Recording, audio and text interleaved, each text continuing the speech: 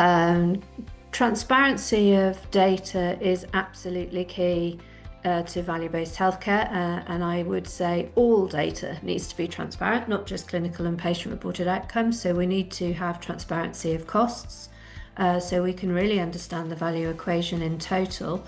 But coming back to your specific question around clinical and patient-reported outcomes, if there is no transparency here, we can't learn from each other. We can't learn and improve. And this isn't about being punitive or, and saying necessarily even that this organisation is technically better than that organisation. Sometimes there will be differences in the technical ability of clinical teams, and we need to learn from each other to increase the excellence of care. But there will also be things around the way we support patients in their self-management. There will be hidden things that we don't understand, for example, emerging complications from a new drug or a new procedure. So there are all sorts of reasons why we need total transparency. From a patient point of view, having access to our data has a huge impact on health literacy, which of course is required if patients are to get a good outcome. So really having everyone being able to see this information is of critical importance to value-based healthcare.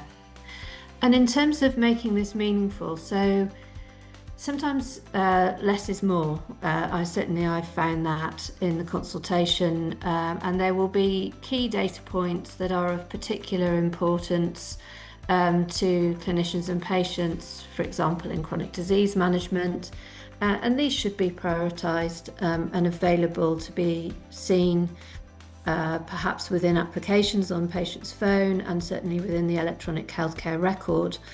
And what we also found in Wales was that data visualisation techniques are extremely important. So you can, with good data visualisation, you can actually present quite a lot of information to people that can be assimilated easily, but we need to understand people's preferences for how they consume data in that way. And to be frank, there's still an awful lot of work still to be done on that.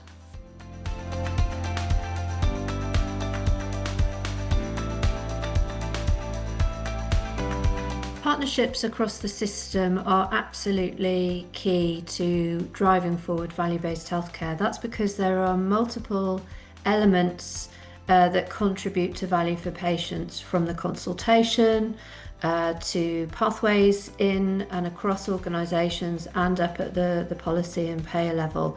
So unless everybody's on the same page and pulling in the same direction, to sort of mix my metaphors, it's very, very difficult, if not impossible, to achieve this system-wide change. So it's absolutely critical to the change management and the cultural shift, and in jointly understanding and overcoming the obstacles to achieving value-based healthcare, whether that's something in the data space or something around supporting patients or something in the policy space, and understanding how we best pay for healthcare. Absolutely critical. ICHOM, of course, is key to this success because it is a non-government organisation. It's not for profit, so it has no axe to grind. It can be a neutral, honest broker and a hub, if you like, for bringing all these different perspectives together and driving forward that change. And that is why I have maintained a relationship with ICHOM. Almost since their inception.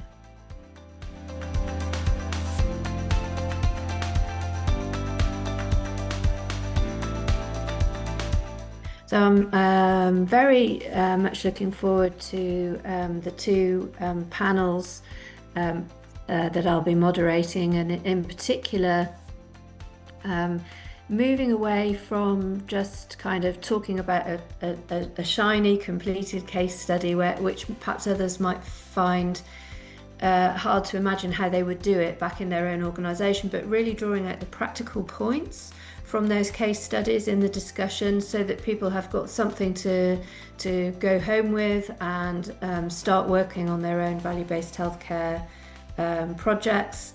So I'm really looking forward to those rich discussions about practical next steps. I'm looking forward to talking about things we still need to solve. So some of the data transparency issues, for example, I'm looking for some discussion around that.